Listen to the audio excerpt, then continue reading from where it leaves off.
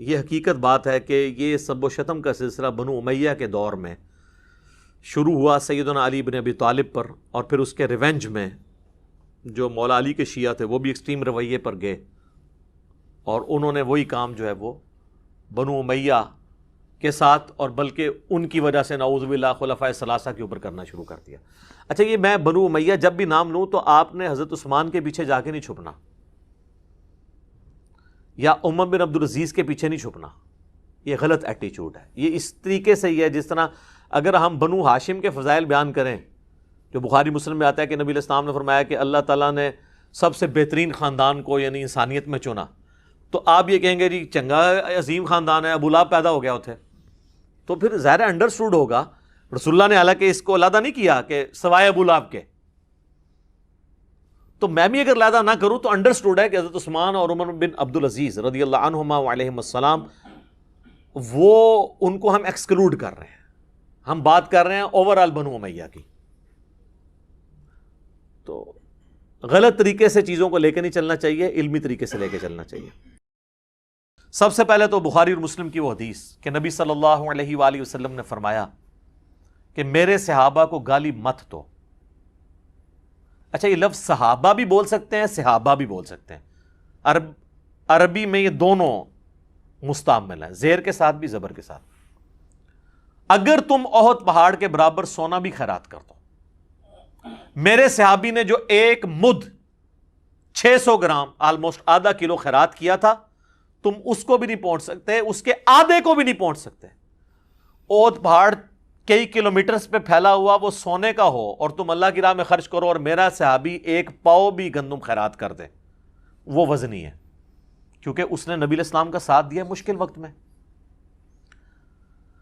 اب اسی حدیث کا ایک تلخ پہلو ہے کہ یہ حدیث بھی یہ لوگ آدھی پیش کرتے ہیں، یہ اس قابل ہی نہیں ہے کہ یہ حدیث بھی پوری پیش کر سکیں، کیونکہ اس میں قیامت مضمر ہے۔ یہ پوری حدیث صحیح مسلم کے اندر ہے، بخاری میں اس کا نمبر ہے 3673، مسلم میں 6488۔ اس میں الفاظ ہیں، ابو سعید خدری کہتے ہیں ایک دفعہ جھگڑا ہوا تو حضرت خالد بن ولید نے جذبات میں آ کے عبد الرحمن بن عوف کو گالیاں دے دی۔ نبی علیہ السلام تک شکایت پہنچی تو آپ نے حضرت خالد بن ولید کو ڈانٹا کہ تم میرے صحابہ کو گالی مت دو، اب تم لوگ اگر احد پہاڑ کے برابر سونا بھی خیرات کر دو نا، عبد الرحمن بن عوف کا مقابلہ نہیں ہو سکتا۔ یہ تو بعد میں صحابہ جو بنے تھے ان کو کہا گیا کہ آپ بڑے سینئر صحابہ کو برا نہ کہو، ہم لوگوں کو تو آٹومیٹکلی پہنچ گیا یہ میسج، لیکن جہاں طویل خاص کے اعتبار سے تھا وہ انہوں نے آدھا پیش کیا، آدھی حدیث میرے صحابہ کو گالی مت دو۔ وہی بات ہے علماء یہود والا کردار، افتؤمنون ببعض الکتاب، یہ حدیث کا حصہ کیوں انہوں نے چھپایا؟ اس لیے چھپایا کہ اگر یہ حصہ سامنے آتا تو لوگوں نے سوال کرنا تھا کہ یہ نبی علیہ السلام نے تو صحابہ کو ہی منع کیا تھا کہ سینئر صحابہ کو گالی نہیں دینی، تو جو سینئر ترین صحابی ہیں خلفائے راشدین میں سے مولا علی، ان کو جو سب و شتم کرے گا اس کے بارے میں پھر شرعی حکم کیا ہوگا؟ ویسے پبلک کو انہوں نے کرایا صحابہ کو گالی دینے والا کافر ہے، ہماری ویڈیو سے پہلے۔ اب کہتے ہیں نہیں وہ گناہ کبیرہ ہے۔ اب کیوں نہیں کفر رہا؟ کیونکہ ان کو پتا چلا کہ تو کفر کہاں تک جائے گا، جن کو بچانے کے لیے سب کچھ کر رہے ہیں سب سے پہلے ان پہ لوٹے گا کفر، تو انہی کو بچانے کے لیے انہوں نے حدیث بھی آدھی بیان کی۔ تو انو میرے صحابہ کو گالی مت دو، آندہ کو مولوی بیان کریں، ان کو پوری حدیث پڑھ، صحیح مسلم 6488۔ صحیح بخاری میں ایک حدیث ہے، اما عائشہ کہتی ہیں 1393 نمبر حدیث کہ نبی علیہ السلام نے فرمایا مردوں کو گالی مت دو، وہ اپنے انجام کو پہنچ چکے، یعنی جو بندہ مر گیا نا آپ اس کو گالی نہیں دے سکتے، کیونکہ آپ تو اللہ کے پاس جا چکے ہیں، اچھے اعمال کیے تو ان کا فائدہ مل رہا ہوگا اور برے اعمال کو بھگت رہا ہوگا۔ یہ میں نے ایک پورا مقدمہ بنایا ہے ایک بعد کے ٹاپک کے لیے، یہ احادیث جمع کر کے، تاکہ آپ کو پتا چلے کہ اگر سیدنا علی رضی اللہ تعالیٰ عنہ فوت ہو گئے تھے تو اس کے بعد تو ان پہ سب و شتم کرنا اس سے بڑا جرم تھا۔ دیکھیں زندگی میں آپ اختلاف رائے میں جذباتی ہو کے ایک دوسرے کو گالی بھی دے سکتے ہیں، صحیح بخاری اور مسلم دونوں میں آتا ہے، مسلم میں ذرا ڈیٹیل ہے، حضرت عباس اور حضرت علی کا جھگڑا ہوا جو اکثر ناسبی پیش کرتے ہیں، ان کے پاس رہنے کو ایک ہی بات رہ گئی ہے، تو حضرت عباس جذباتی ہو گئے اور ظاہر چچا بھی لگتے تھے حضرت علی کے، انہوں نے حضرت علی کو کچھ نازیبا الفاظ بول دیے، وہ کہتے ہیں دیکھیں جی یہ تو بنو ہاشم کے اندر سے سلسلہ شروع ہوا ہے جو ہے صحابہ پہ سب و شتم کرنے کا. ایک واقعہ پکڑا ہوا ہے. یہ تو آمنے سامنے جھگڑا ہوا, یہ تو معاملہ ہی اور ہے. مرنے کے بعد آپ کا غصہ ہی ٹھنڈا نہ ہو, آپ 60 سال تک گالیاں نکالتے رہیں, تو اس پہ تو آپ کو ذہنی مریض ہی کہا جا سکتا ہے. اور لوگ یہ بھی کہتے ہیں یار وہ جب تلواریں اٹھ گئی تو گالی تو پھر چھوٹی چیز ہے. نہ سر, تلواروں کے مقابلے میں گالی چھوٹی چیز اس وقت ہے جب دو بدو ہو. جب ایک بندہ مر جائے, مرنے کے بعد تو دشمن کا بھی ذکر لوگ طریقے سے کرتے ہیں. مرنے کے بعد ممبروں پہ مسجد کے اندر اس پہ لانتیں کروائی جائیں تو یہ اس کے خلاف تلوار اٹھانے سے بڑا جرم ہے. یہ تو آپ کے خود اپنے نفسیاتی مریض ہونے کا ثبوت ہے اور اخلاقیات کے ایک پست ترین لیول پہ ہونے کا ثبوت ہے اگر آپ یہ حرکت کرتے ہیں. تو یہ اپنے ویٹیج میں اس سے بڑا جرم ہے تلوار اٹھانے سے. وہ تو ایک واقعہ ہوا, وہ تو صحیح مسلم میں حدیث ہے, چچا باپ کی مثل ہوتا ہے. تو حضرت علی کے باپ کی حیثیت سے تھے حضرت عباس. باپ اگر اپنے بیٹے کو غصے میں گالی دے لے اور ایک دفعہ دے لے, یہ تو نہیں کہ حضرت عباس جو ہیں وہ روزانہ ممبر پہ چڑھ جاتے تھے اور حضرت علی پہ سب و شتم کرتے تھے, پھر آگے ان کی اولاد بھی حضرت علی کی وفات کے بعد بھی اپنے باپ کے اس واقعے کو یاد کر کر کے تو جناب ممبروں پہ لعنت کیا کر. نعوذ باللہ, یعنی وہ کہانی کرائیں جو آپ ایکسیپٹ کریں. اس لیے دیکھیں پڑھا لکھا طبقہ کہتا ہے یار علماء میں تو کامن سینس بھی نہیں ہے. پھر کہتے ہیں علماء کی عزت نہیں ہے. یار آپ اپنی عزت کروائیں نا. تو یہ دو چیزوں کو آپ مکس کرتے ہیں. میں ساتھ ساتھ نا ہر چیز کلیئر کر رہا ہوں. کوئی چیز رہ گی نا آپ نے اینڈ پہ مجھے یاد کرا دیں, تسی بھی بڑے ایکسپرٹ ہو. تو میں کوشش کریں گا کوئی شہر ہوئے نا, کوئی دوبارہ تو ریکارڈنگ نہیں میں نے کروانی. اچھا, بخاری اور مسلم دونوں میں حدیث ہے. بخاری میں 6788, مسلم میں 4410. ایک فاطمہ نامی عورت کی چوری کا مقدمہ حضور کے پاس آیا. لوگوں نے سفارش کے لیے اسامہ بن زید کو بھیج دیا. اونچے خاندان سے تھی. نبی علیہ السلام کو جلال آیا, آپ نے مسجد میں ممبر رکھا اور آپ نے خطبہ دیا. آپ نے فرمایا تم سے اگلی قومیں اس لیے ہلاک ہوئیں کہ ان کے اشرافیہ کے لیے الگ قوانین اور عام لوگوں کے لیے الگ ہوتے تھے. اللہ کی قسم میری بیٹی فاطمہ بھی چوری کرتی تو میں اس کے بھی ہاتھ کٹواتا. یہ نبی علیہ السلام نے بتایا کہ جب کوئی جرم کرے گا نا, پھر یہ نہیں دیکھا جائے گا کہ وہ فاطمہ بنت محمد ہے یا وہ عام فاطمہ ہے. جو جرم کرے گا وہ مجرم ہوگا. تو اگر سیدہ فاطمہ کے بارے میں نبی علیہ السلام یہ بات کہہ رہے ہیں تو جو لوگ فتح مکہ پر معافی مانگ کر مسلمان ہوئے یا طلقاء ہیں, اگرچہ وہ صحابی ہیں, ان کا مرتبہ تو بہت نیچے ہے نا سیدہ فاطمہ کے مقابلے میں. وہ اگر کوئی غلط چیز کریں گے تو نبی علیہ السلام کا حکم ان پہ بھی ہے, جسے فٹ اسے گفٹ. اس سے بھی بڑھ کر جامعہ ترمذی کے اندر حدیث موجود ہے 824. شیخ البانی, شیخ زبیر علی دونوں سے ہی کہتے ہیں, اہل حدیث کے ہر ممبر سے بیان ہوتی ہے کہ اہل شام میں سے ایک شخص آ کے عبداللہ بن عمر سے پوچھتا ہے یہ حج تمتع جائز ہے؟ وہ کہتے ہیں جائز, تو سنت ہے, نبی علیہ السلام نے جاری کیا. ان کے آپ کے والد تو منع کرتے تھے. انہوں نے کہا کہ بتاؤ اگر کسی کام کو رسول اللہ جاری کریں صلی اللہ علیہ وآلہ وسلم اور میرا والد اس کی مخالفت کرے تو میرے باپ کی بات مانی جائے گی یا نبی صلی اللہ علیہ وآلہ وسلم کی؟ اس نے کہا نبی علیہ السلام کی. تو آپ فرمایا کہ نبی علیہ السلام حج تمتع کا حکم دیتے تھے, تو اب کسی اور کے سرٹیفکیٹ کی ضرورت نہیں ہے. اب آ جائیں میرے بھائیو اس ٹاپک کی طرف, بخاری مسلم میں جو احادیث ہیں سب و شتم کے اوپر. میں بنیاد ہی کلیئر کر دوں. مفتی تقی عثمانی صاحب میرے لیے بہت قابل احترام ہیں, لیکن انہوں نے اپنی عوام کو, اپنے فالورز کو ایک پٹی پڑھا دی کہ یہ جو سب کا لفظ ہے نا, اس کا مطلب گالی نہیں ہمیشہ ہوتا, تنقید بھی ہوتا ہے. تو پہلے تو میں پھکی والا جواب دیتا ہوں کہ کیا حضرت علی پہ تنقید کرنا ثواب کا کام ہے؟ کیا خلیفہ راشد کے خلاف ایک دوسرے بندے کا تنقید کرنا اور اس سے بغاوت کرنا اور اس کی بیعت نہ کرنا یہ ثواب کا کام ہے؟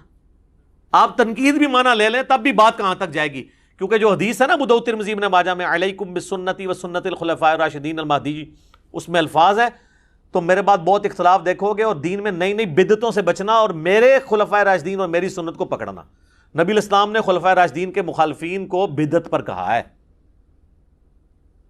بدعت مکفرہ نہیں ہے. اور اس میں بھی الگ بات ہے کہ جو اہل جمل ہیں انہوں نے تو رجوع کر لیا, سیدنا طلحہ, زبیر, سیدہ عائشہ رضی اللہ عنہم اجمعین, ان کا معاملہ الگ ہے. مسئلہ خوارج کا اور اہل صفین کا, اہل شام کا ہے, یہ الگ سے ایک ٹاپک ہے. فی الحال میں اس طرف تو سب کا ترجمہ وہ کہتے ہیں جی تنقید، یہ گالی تو انہوں نے خود سے بنا لی ہے. اچھا تو سر پھر آپ اس میں بھی کہہ دیا کریں میرے صحابہ کو تنقید مت کرو. وہاں ترجمہ کرتے ہیں سب کا گالی مت دو. ہم یہ کہتے ہیں کہ سب کا ترجمہ مسلم میں خود ہوا ہے. مسلم میں سب نہیں، لعنت کے الفاظ موجود ہیں، وہ ہم آپ کو حدیث بتاتے ہیں. یہ بخاری میں بھی حدیث ہے، بخاری میں اس کا نمبر ہے 3703 اور مسلم میں ڈیٹیل کے ساتھ ہے 6229. اہل مروان، آل مروان جو تھے بنو امیہ، ان میں سے ایک شخص مدینے کا حاکم بنتا ہے اور سہل ابن سعد السعدی کو بلاتا ہے ممبر پر اور کہتا ہے کہ حضرت علی کے بارے میں نازیبا کلمات کہو. وہ انکار کرتے ہیں. وہ سابقون الاولون میں سے ہیں، بلکہ وہ شیعان علی میں سے ہیں. بنو امیہ کے دور میں حضرت علی کے فضائل بیان کیا کرتے تھے. بخاری مسلم آپ کھول کے دیکھیں، لوگ ان کو جب حج کے موقع پر ملتے کہ آپ چند اصحاب میں سے ہیں سینئر جو باقی ہیں جنہوں نے رسول اللہ کی صحبت کی، تو آپ ہمیں بتائیں. تو وہ ایک حدیث سنایا کرتے تھے بڑی گج وج کے کہ اللہ کی قسم میں جانتا ہوں کہ غزوہ احد کے موقع پر جب رسول اللہ کے دانت شہید ہوئے تو کون تھا جو حضور کے زخم دھوتا تھا اور کس نے مرہم پٹی کی. تو کہتے ہیں کہ نبی الاسلام کا خون نہیں رکتا تھا تو مولا علی ایک ڈھال میں اس کو الٹا کر کے برتن بنا کے اس میں پانی لے کے آئے اور سیدہ فاطمہ پانی لے کے حضور کا زخم دھوتی تھیں، اور وہ جب زخم سے خون رسنا بند نہ ہوا تو انہوں نے کاٹن کا ایک کپڑا جلا کے اس کی راکھ رکھی تو خون رک گیا. اور وہ یہ ہر جگہ چیخ چیخ کے یہ حدیث سناتے تھے کیونکہ بنو امیہ کے دور میں حضرت علی پہ سب و شتم ہو رہا تھا تو وہ حضرت علی کے فضائل بیان کرتے تھے. لہٰذا انہوں نے پھر سوچا کہ یار اسی بندے کو جو مولا علی کا شیعہ ہے اسی سے ہی حضرت علی پہ لعنت کرا دیں تو باقی تو سارے ایکسیپٹ کر لیں گے، قبائلی سسٹم ہے. تو ان کو بلایا گیا سہل ابن سعد السعدی کو اور کہا کہ تم حضرت علی پہ سب و شتم کرو. تو انہوں نے کہا نہیں، کبھی نہیں ہو سکتا ایسے.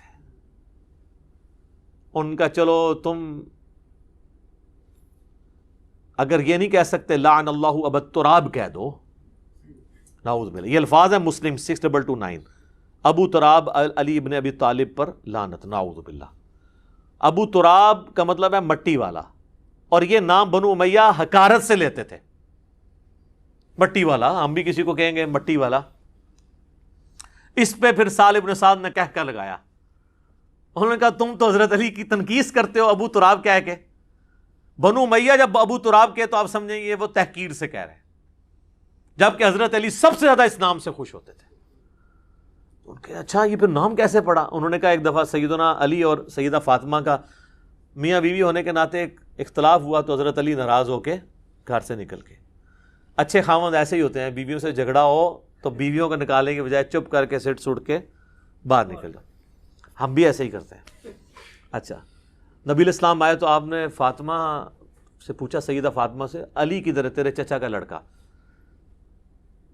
ویسے تو حضرت علی رشتے میں چچا لگتے تھے لیکن ظاہر اب رشتہ ہو چکا تھا اس لیے چچا کا لڑکا کہا. تو انہوں نے کہا اس طرح ناراض ہو کے چلے گئے. تو نبی الاسلام نے ایک صحابی کو بھیجا ڈھونڈو. سیدنا علی مسجد میں لیٹے ہوئے اور مٹی میں واپس آ کے نبی الاسلام کو بتایا. اب رسول اللہ صلی اللہ علیہ وسلم نے کیا پروٹوکول دیا ہے، یہ آپ کی عظمت ہے کہ آپ جن سے محبت کرتے ہیں ان کو پروٹوکول بھی دیتے ہیں. آپ نے یہ نہیں کہا کہ علی کو بلا کے لاؤ، علی نے خود حاضر ہو جانا تھا قدموں میں. آپ خود چل کے گئے، اٹھایا، جسم سے مٹی جھاڑی، کہا اٹھ ابو تراب، اٹھ ابو تراب، اے مٹی میں لپٹنے والے اٹھ. سیدنا علی کو یہ اتنا پسند آیا کہ انہوں نے اپنی کنیت ابو الحسن، حالانکہ لوگ انہیں ابو الحسن کہتے تھے، وہ اسے پسند نہیں کرتے تھے، وہ کہتے مجھے ابو تراب کو. تو وہ بنو امیہ کہتے ہیں کہ جی آپ ابو تراب بھی کہہ دو. انہوں نے کہا نہیں کہیں گے. تو یہ سب کا ترجمہ جو تقی عثمانی صاحب نے آپ کو پڑھایا ہے نا، تھوڑی کتابیں بھی پڑھ لیں، کتابوں پہ بھی غور کر لیں، مرنے سے پہلے اے مسلمان کر لیں اس پہ غور. کتابوں کا خدا اور ہے، بابوں کا خدا اور. کتابوں کا دین اور ہے، بابوں کا دین اور. کتابوں کے دین کو فالو کریں. اب آ جائیں میرے بھائیوں صحیح مسلم کی اس حدیث کی طرف. انٹرنیشنل نمبر کے مطابق ہے 6220. سعد ابن ابی وقاص رضی اللہ تعالیٰ عنہ، یہ آخر میں فوت ہونے والے بدری اصحاب میں سے 56 ہجری میں حضرت معاویہ کے دور میں فوت ہوئے ہیں. صحیح مسلم کے الفاظ ہیں کہ حضرت سعد ابن ابی وقاص حضرت معاویہ کے پاس بیٹھے تھے تو حضرت معاویہ نے ان کو حکم دیا، امر معاویہ سعدن معاویہ نے سعد کو حکم دیا تو انہوں نے انکار کیا اور کہا میں ہرگز، پھر اس میں آگے الفاظ ہیں، جب انکار کیا تو حضرت سعد سے حضرت معاویہ نے پوچھا آپ کو کون سی چیز منع ہے کہ آپ ابو تراب پر سب نہیں کرتے؟ یہاں پہ ابو تراب تحقیر کی نیت سے ہے، کیونکہ بنو امیہ ابو تراب. تو حضرت سعد ابن ابی وقاص نے فرمایا میں کبھی ابو تراب پر، سیدنا علی پر سب نہیں کروں گا. جو کچھ میں نے رسول اللہ سے ان کی شان میں سن رکھا ہے، خصوصاً 3 باتیں، مجھے تو ان میں سے ایک بھی مل جاتی تو میرے لیے سرخ اونٹوں سے بہتر ہوتا. اور سعد وہ ہیں جو عشرہ مبشرہ میں سے ہیں، اور بخاری مسلم کے الفاظ ہیں، مولا علی کہتے ہیں میں نے اپنی زندگی میں صرف سعد کے لیے رسول اللہ کی زبان سے سنا ہے کہ میرے ماں باپ تیرے پہ قربان. یہ ماموں بھی لگتے تھے نبی اسلام کے. سعد ابن مالک نام ہے ان کا، اور سعد ابن ابی وقاص بھی ہے، کیونکہ ان کے والد مالک کی کنیت ابی وقاص. یہ دونوں ایک ہی صحابی کے نام ہیں. اندازہ کریں، جن کو رسول اللہ کہہ رہے ہیں میرے ماں باپ قربان، وہ کہہ رہے ہیں مجھے تو علی ولی ایک فضیلت بھی مل جائے نا تو کیا میرے لیے سرخ اونٹوں سے بہتر ہے. اچھا، اب یہاں پہ ناسبیوں نے اور سنیوں کا دفاع کرنے والے اماموں میں سے امام نووی جو کوشش کرتے ہیں، وہ کہتے ہیں جی اصل میں تو حضرت معاویہ کے دور میں لوگ حضرت علی پہ سب و شتم کرتے تھے، ہم مانتے ہیں. تو حضرت یہ جو سعد ابن وقاص کو حضرت معاویہ نے حکم دیا تو وہ کسی اور کام کے لیے بلایا تھا، کوئی اور کام کہہ رہے تھے ان کو نا. تو اس کے بعد حضرت معاویہ نے پوچھا آپ کو کون سی چیز مانے ہے کہ آپ حضرت علی پہ سب نہیں کرتے؟ تو وہ کہنا یہ چاہ رہے تھے کہ باقی سب لوگ تو حضرت علی کو گالیاں نکالتے ہیں، آپ کیوں نہیں نکالتے؟ مجھے آپ حضرت علی کے کوئی فضائل سنائیں تاکہ میں ان لوگوں کو قائل کروں. ہائے ہائے ہائے، اوے کہانیوں اور بناؤ جیڑی کوئی سنی جائے. یقین کریں یہ آپ اپنے کسی 5ویں کلاس کے بچے کو بھی بتائیں گے نا، وہ بھی آپ کے اوپر ہنسے گا کہ یار آپ کے بزرگوں کا یہ علمی لیول تھا. یہ امام نووی اس طرح کی کہانیاں کروا کے گئے ہیں، باقیوں کو تو چھوڑ دیں. 7ویں صدی ہجری کے اندر بڑا امام ہے جس نے مسلم کی شرح لکھی اور تبویب کی، باب باندھے. اچھا، بہرحال وہ ہمارا معاویہ کے بعد ہے کہ معاویہ نے حکم دیا اور سعد ابن ابی وقاص کہہ رہے ہیں کہ میں کبھی بھی یہ کام نہیں کروں گا. تو اسی کا حکم دیا تھا، جو مرضی کر لیں. بہرحال ابن تیمیہ کو داد دینی چاہیے، ابن تیمیہ نے مسئلہ حل کر دیا. ابن تیمیہ نے شیعہ کے رد کے اندر منہاج السنہ لکھی ہے، جو اہل حدیث دیوبندی ایون بریلوی بھی پیش کرتے ہیں. اردو ترجمہ بھی ہے اس کا، عربی بھی ہے.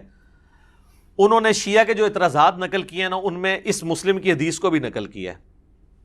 وہ اعتراض تو وہ اس سے خلافت کا رزلٹ نکالتے تھے نا، تو انہوں نے اس کا رد کیا، لیکن انہوں نے نا اس حدیث میں خود سے الفاظ ڈالے ہیں جس سے انہوں نے یہ بتا دیا کہ یہ واقعی یہ تھا. انہوں نے پتا کیا کہا؟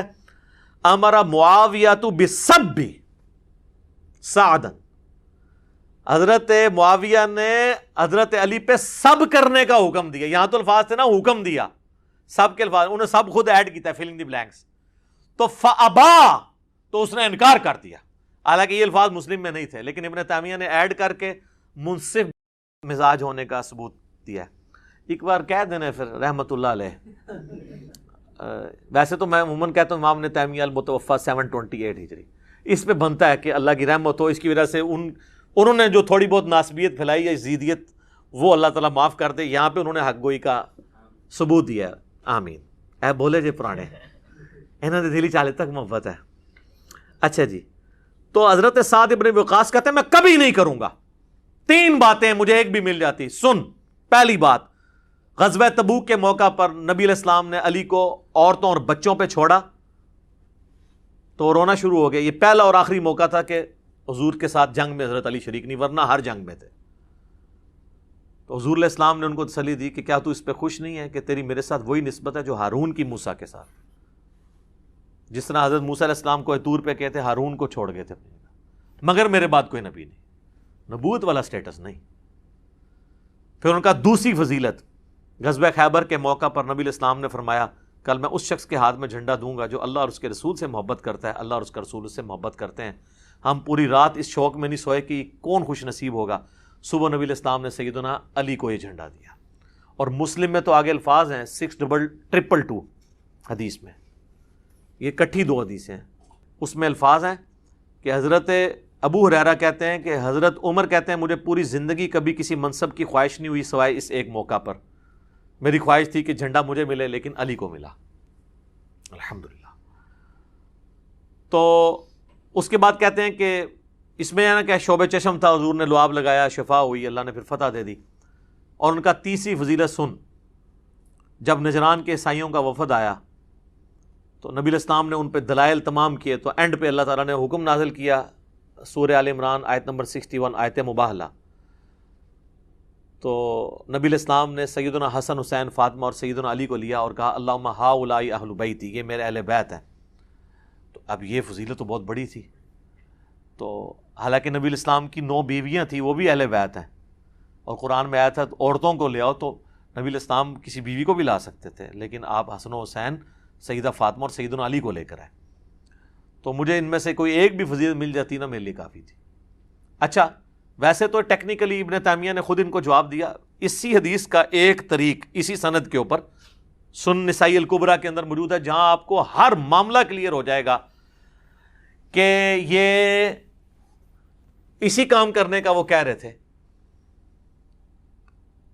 کیونکہ اس طریق کے اندر آتا ہے کہ پھر ان کا بیٹا کہتا ہے کہ جب میرے باپ سعد ابن ابی وقاص نے حضرت معاویہ کو یہ باتیں سنائی نا, تو جتنے دن حضرت معاویہ مدینہ شریف رہے, رسول اللہ صلی اللہ علیہ وآلہ وسلم کے اس عظیم صحابی اور ان کے داماد سیدنا علی بن ابی طالب کے بارے میں ایک جملہ بھی تنقیص کا اپنی زبان سے نہیں نکالا.